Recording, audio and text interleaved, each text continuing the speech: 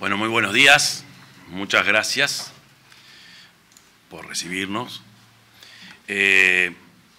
Luego de esta visita a Nueva York, en el marco de la Asamblea General, algunas puntualizaciones. Por supuesto que la actividad central fue nuestra presencia en la Asamblea General y el discurso dado por Uruguay. Eso también llevó, como se acostumbra, a otro tipo de actividades vinculadas y otras no tan vinculadas. Por ejemplo, encuentro con empresarios en tres instancias. El primero fue Concordia, después otra instancia con otros empresarios en el Consejo de las Américas y el tercero con el Centro Adam Smith. A su vez, hubo actividades más de carácter de política internacional con algunos jefes de Estado. Uno de ellos fue el que nos habíamos comprometido desde Chile, que es el compromiso con la democracia y contra los extremismos. Esto nació de un encuentro del presidente Sánchez de España con Boric, Petro, Lula y conmigo. Y ahí el planteo se extendió al resto de los jefes de Estado y ahí estuvieron presentes otros jefes de Estado, tanto de América Latina como de Europa, también de África, por ejemplo de Cabo Verde, Guatemala, por decir algunos de los casos que me acuerdo que estaban ahí. Un homenaje vinculado con este equipo que también trabajó sobre el tema de la democracia al presidente Mujica. Después se generaron reuniones en distintos marcos. En el marco de la CELAC se llevó a cabo reuniones del canciller, por ejemplo, de los cancilleres de la CELAC, con la Unión Europea, con el vicecanciller de China, con el canciller de la India y con los países del Golfo. A su vez, otro tipo de reuniones ya fueron más de carácter bilateral, es decir, nuestra delegación con otras delegaciones. Por ser los dueños de casa, creo que una de las más importantes fue con el Departamento de Estado de los Estados Unidos, con 4 países del Golfo, Emiratos Árabes, Arabia Saudita, Qatar y Omán. Hubo un encuentro con los representantes de Palestina en la ONU, también en carácter bilateral, y también con el gobierno de Finlandia, que incluso nos adelantan una visita más de carácter de Estado y empresarial para los próximos meses. Y bueno, y la otra reunión conocida, que ya no tiene que ver con países ni con gobiernos, sino que tiene que ver con el deporte, la reunión con el presidente de la FIFA Infantino. Ese es el marco de las reuniones que se llevaron adelante, de los encuentros y, por supuesto, el marco de la Asamblea General. Ahora, ¿algunas preguntas? Buen día, presidente. Buenos días. A nivel empresarial, perdón que estoy medio tomado la voz, ¿qué dejó para Uruguay? ¿Qué puertas se abrió para el futuro para negociar económicamente? Gracias. A nivel, a ver, en estos ámbitos, como el de Consejo de las Américas, por ejemplo, Concordia también, el Centro Adam Smith también, tú te encuentras con empresarios o representantes de empresas que no están en Uruguay y con otros que sí están en Uruguay. Por supuesto que nos interesa mucho ver cómo les está yendo a los que sí están y qué es lo que dicen de nosotros, lo que piensan. Y después están los otros que aspiramos a que sigan viniendo o que puedan aterrizar en Uruguay. Nosotros fuimos con una delegación con 4 ministros, el ministro de Ambiente, por supuesto el canciller, la ministra de Salud Pública y el ministro de Economía. En esos ámbitos de encuentro con empresarios, muchas de las preguntas iban dirigidas al ministro de Economía.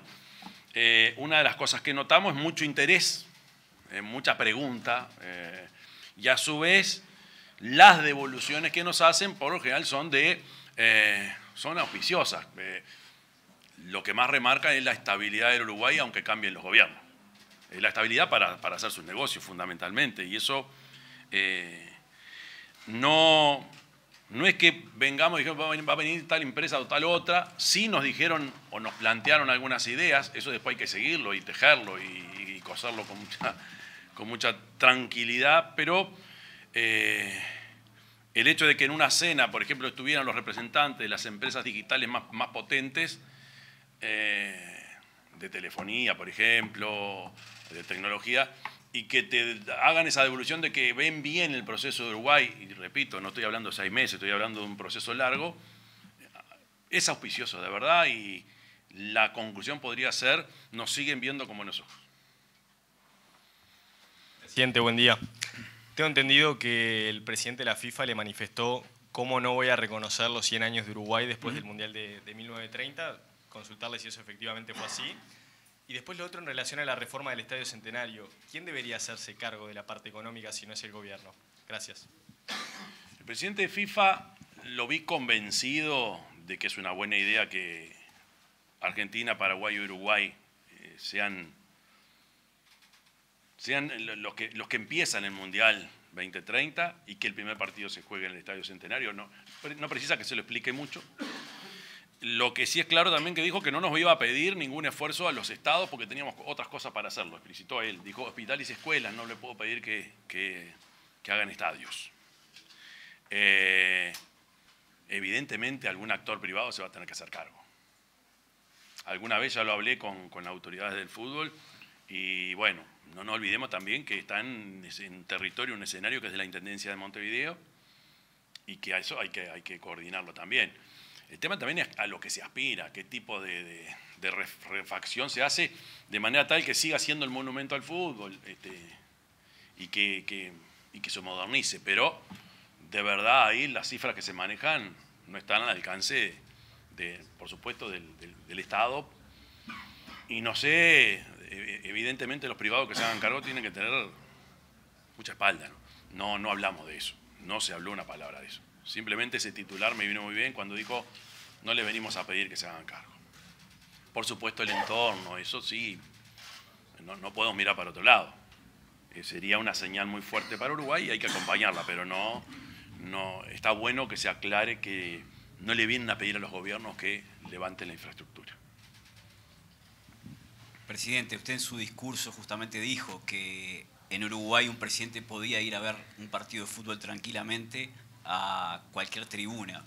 Somos un país que vive y respira fútbol. Esta es sin duda una oportunidad única que vamos a tener por todo lo que refiere el recibir un mundial. ¿Va a ser un tema de agenda prioritario esto? Yo creo que es un tema de agenda de la autoridad del fútbol.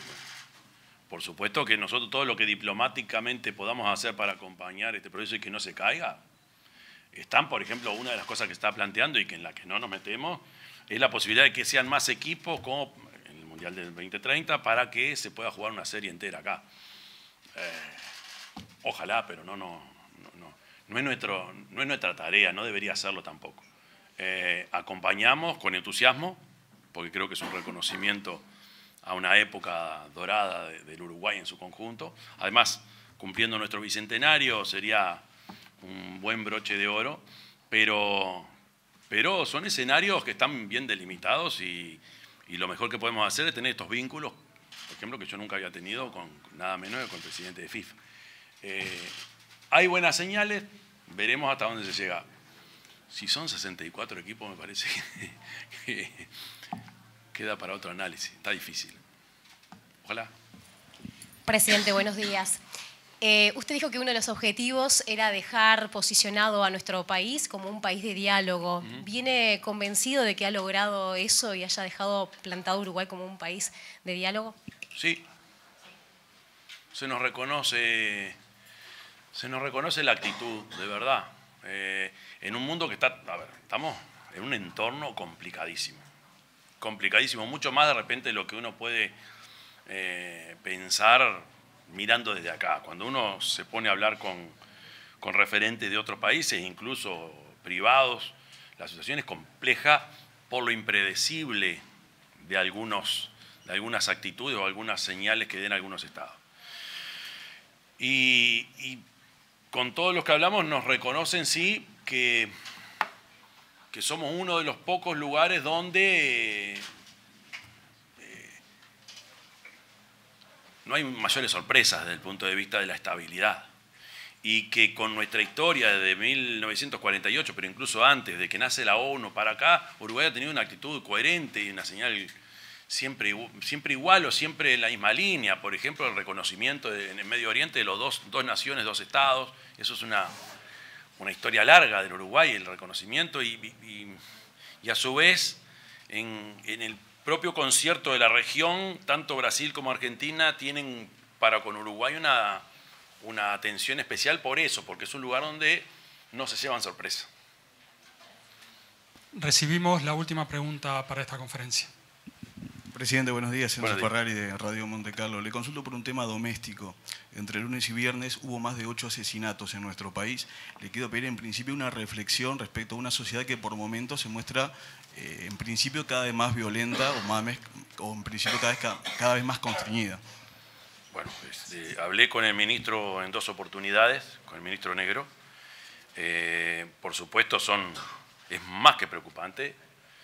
Es un dato de la realidad que viene ya de un tiempo a esta parte, y a veces son más, a veces son menos, pero no es que no importe, pero vamos en la misma línea, seguimos en la misma línea, y tiene que ver con un crecimiento de la violencia y de la forma como resuelven algunos las diferencias. Seguí con atención la conferencia de prensa del ministro y de las autoridades de la policía, y bueno, la misma preocupación, el mismo dolor de una sociedad a la que le cuesta cambiar eso, nos está costando, y bueno, y hay que doblar los esfuerzos, trabajar más. La única solución para esto es trabajar más, recurrir a más personal. Vamos, en el presupuesto está incluido 1.500 efectivos más, 1.000 más los 500 del INR. Más tecnología sin duda. Y lo otro es trabajar mucho más desde abajo con la gurizada, porque también es cierto, por lo que vi de las cifras, algunas de las víctimas, o los victimarios también, son gente de muy escasa edad.